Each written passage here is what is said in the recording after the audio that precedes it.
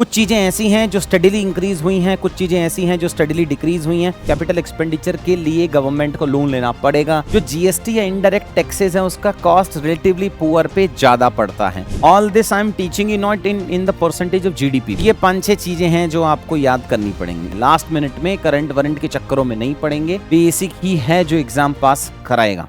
हाय बच्चों, नमस्कार, कैसे हैं आप? सो प्रीलिम्स की परीक्षा है परसों। आप सब बहुत टेंस्ड होंगे। कुछ लग रहा होगा ये पार्ट रह गया, ये छूट गया, ये एक्स्ट्रा करना है, कुछ थोड़ा टेंस सा माहौल होगा। तो मैं आपको बहुत टेंस नहीं करूंगा, लास्ट मिनट स्ट्रैटेजी बता के कि ये वीडियो नहीं देखोगे या ये वीडियो देखना बहुत जरूरी है प्रीलिम्स के लिए। बट हाँ, जरूर मैं 15 मिनट में जो हर साल आपके साथ में डिस्कस करता हूँ, इकोनॉमिक्स के ट्रेंड बेस्ड क्वेश्चंस जो आते हैं उसको मैं 15 मिनट में जरूर कवर कराना चाहूंगा। ये लास्ट मिनट के सेशन से सर्विसेज सेक्टर हमेशा पॉजिटिव रहा। बहुत सारे क्वेश्चंस हैं जो यूपीएससी के पिछले 8 साल या 9 साल में हमारे इन ट्रेंड्स में से आए हैं। तो देखो भाई, पिछले 10 साल में अगर मैं ये पीडीएफ आप वीडियो के डिस्क्रिप्शन में जाके डाउनलोड कर सकते हैं, वहां से आप देख लीजिएगा। तो अगर मैं लास्ट के कुछ सालों में जाऊं तो लास्ट 2015 से लेकर 2024 तक 9 साल में 12-13 सवाल पूछे हैं। बट सबसे पहले मैं एक गाइड होती है, कुंजी होती है, तो पहले कुंजी में आ जाता हूं सबसे पहले कि अगर आपके पास टाइम नहीं है अपन वीडियो यहीं छोड़ देंगे, ये वाला पार्ट अपन रट लेंगे बस कि क्या क्या पार्ट छूट गया है।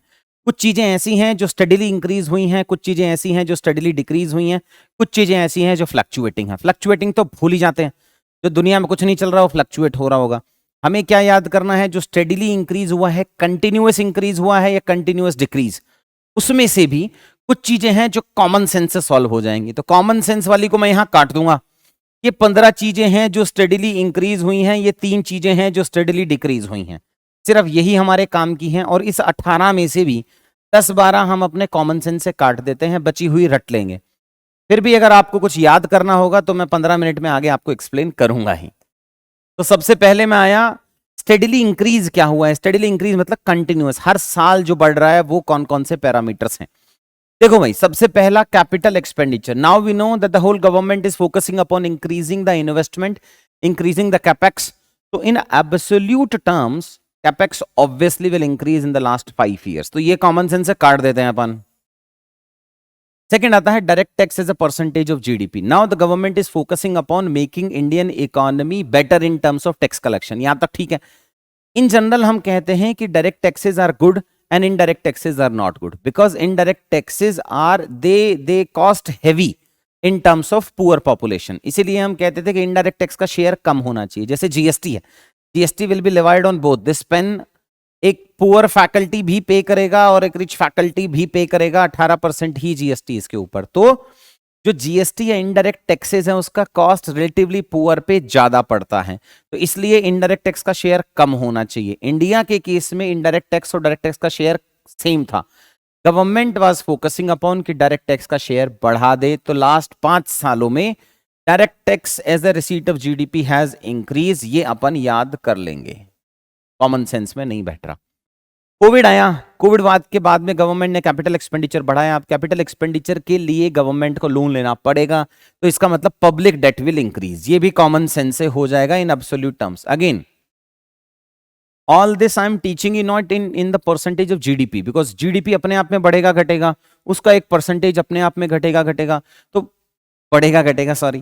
तो इसलिए आपको जो फोकस करना है एब्सोल्यूट पे करना है, और जो परसेंटेज ऑफ जीडीपी में भी बढ़ घट रहा है वो भी करना है। मैं बताता चला जाऊंगा, but exactly we need to focus upon. Then when the public debt is increasing, that public debt will be from internal, that public debt will be from external, outside India also।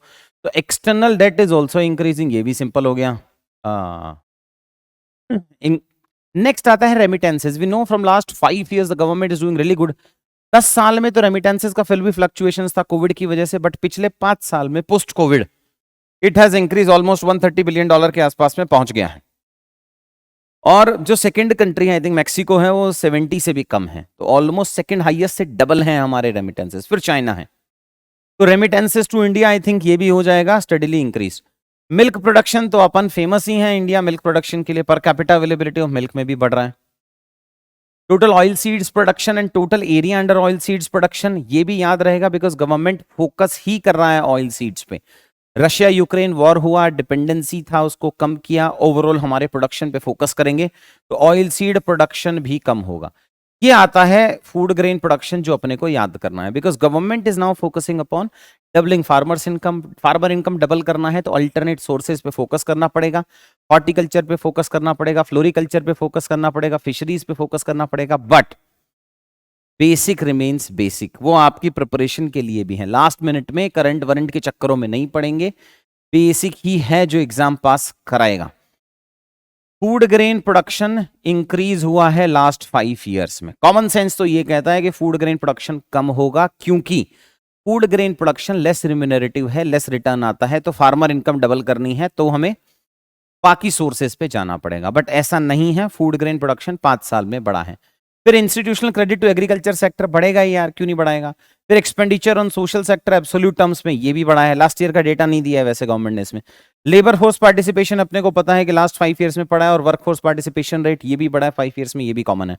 Carbon stocks in the forest in India, अब ये अपन को industrialisation हो रहा है, हमने target दिया है पंचामृत का, हमें डिक्रीज करना है। पंचामृत के 5 टारगेट्स हैं, उसमें से 1.52 टन्स का हमें कार्बन स्टॉक बनाना है, तो कार्बन स्टॉक्स इन फॉरेस्ट इंक्रीज हुआ है, फॉरेस्ट कवरेज रेशियो भी बढ़ रहा है।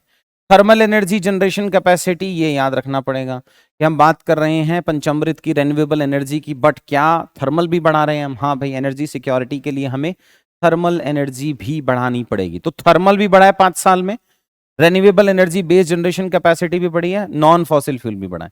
ये तीनों चारों हैं जिसमें आप कंफ्यूज हो सकते हो, ये अपन याद कर लेंगे।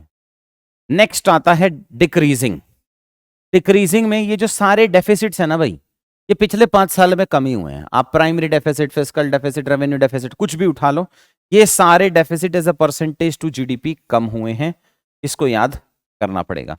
Share of crops in total agriculture GVA, obviously total production में क्रॉप्स का शेयर वैल्यू एडिशन में डिक्रीज हुआ है, सेम ही है कई सालों से, और अनएम्प्लॉयमेंट रेट कम हो रही है। तो ये तीनों हम अलग से याद करेंगे, ये 12 से 15 अलग से याद करना है, फूड ग्रेन प्रोडक्शन अलग से याद करना है, और डायरेक्ट टैक्स, बाकी सब कॉमन है।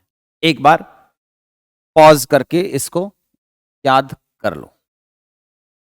अब आता हूं इंडिविजुअल में, पढ़ाने भी है कि इतना ही बहुत है।